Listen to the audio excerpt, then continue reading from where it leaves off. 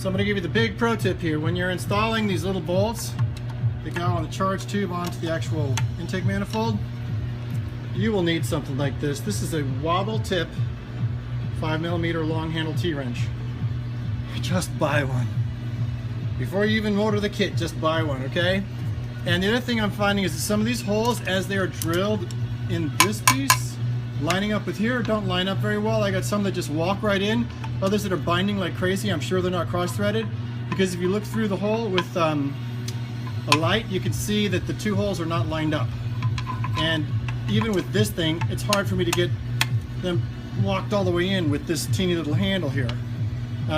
So it's probably a good idea to test fit that and maybe adjust it with a drill or something before you go and try to put this guy on, because I'm not going to try to put this fucker on again.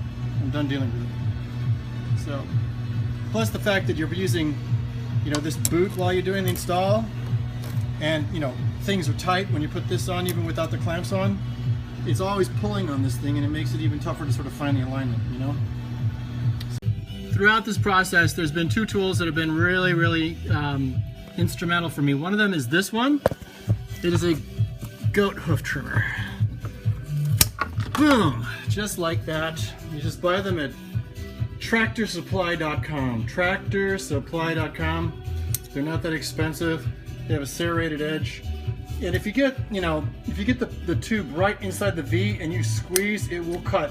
If you try to use the tips, just the tips for cutting a tube, that's not going to work. You got to get some leverage in there. But man, just in these tight spaces where you have to cut stuff, super invaluable.